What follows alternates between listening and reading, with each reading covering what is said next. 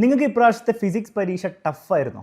കഴിഞ്ഞ ദിവസം physics exam കഴിഞ്ഞിട്ട് കുറേ കുട്ടികൾ കമൻറ്റ് ബോക്സിൽ കിട്ടുന്നുണ്ടായിരുന്നു ടഫായിരുന്നു ഒന്നും ചെയ്യാൻ പറ്റില്ല എന്നുള്ള കാര്യം. ഒരു കാര്യം നിങ്ങൾ ഇതോർത്ത് സന്തോഷിക്കേണ്ടതെന്ന് വെച്ച് കഴിഞ്ഞാൽ ഇത് നിങ്ങളുടെ പബ്ലിക് എക്സാം അല്ലായിരുന്നു എന്നുള്ള കാര്യമാണ്. ആലോചിച്ച് നോക്ക്, പബ്ലിക് എക്സാമിന് ഇതുപോലത്തെ ഒരു പേപ്പർ നിങ്ങൾ കണ്ടിരുന്നെങ്കിൽ പണിയായേനല്ലേ. തൽക്കാലം ഓണം എക്സാമല്ലേ തീർന്നിട്ടുള്ളൂ.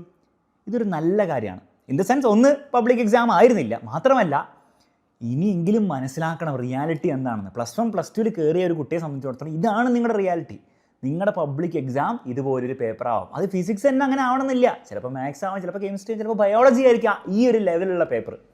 അപ്പോൾ നിങ്ങൾ ആലോചിക്കേണ്ടത് നിങ്ങൾ അങ്ങനത്തെ ഒരു പേപ്പർ ഹാൻഡിൽ ചെയ്യാൻ നിങ്ങൾ റെഡി ആണോ എന്നുള്ള കാര്യമാണ്. മിക്കവാറും ആയിരിക്കില്ല, പക്ഷെ അത് റെഡി ആകണം. ആകണം. ഓക്കെ, പക്ഷെ അതിനെന്ത് വേണം? അതിന് എക്സാമിൻ്റെ തലേന്ന് നിന്നുള്ള സർക്കസ് ഒന്നും മതിയാവില്ല. അത് വേണം, പക്ഷെ അത് മതിയാവില്ല, അത് സഫീഷ്യൻ്റ് അല്ല. എന്താണ് ആക്ച്വലി വേണ്ടത്? ഞാൻ പറയാതെ തന്നെ നിങ്ങൾക്ക് അറിയാം എന്താണ്. ഡെയിലി പഠിക്കാനുള്ളൊരു മനസ്സ്. ഭയങ്കര ബുദ്ധിയല്ല, ഭയങ്കര കഴിവോ ഒന്നുമല്ല.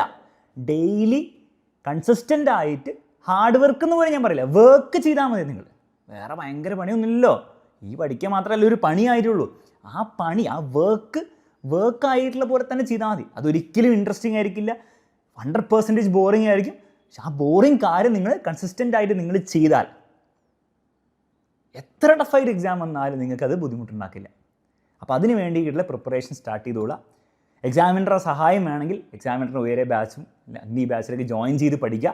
അത്രയും ക്വാളിറ്റി ക്ലാസ് ഇതേപോലെ കൺസിസ്റ്റൻ്റ് ആയിട്ട് നമ്മൾ തരുന്നതായിരിക്കും. വളരെ നേരത്തെ തന്നെ സിലബസ് തീർക്കുകയും എല്ലാ കാര്യങ്ങളും ചെയ്യും. അപ്പോൾ ഞങ്ങളുടെ കൂടെ സഹായം വേണമെങ്കിൽ ബാച്ചിൽ ജോയിൻ ചെയ്യുക. ഇനി വേണ്ടെങ്കിലും റെഗുലറായിട്ട് പഠിക്കാനുള്ള ഒരു മാർഗ്ഗം, ഒരു മെത്തേഡ്, ഒരു പ്രോസസ്സ് നിങ്ങൾ എന്ത് ചെയ്യണം? നിങ്ങളിനി തീരുമാനിക്കണം. അങ്ങനെ നിങ്ങൾ ചെയ്ത് കഴിഞ്ഞാൽ എക്സാം എത്ര ടഫായി വന്നാലും നിങ്ങൾക്കൊരു ബുദ്ധിമുട്ടുണ്ടാവില്ല. ഓക്കെ, നമ്മൾ മാറ്റൂ ഇല്ലേ?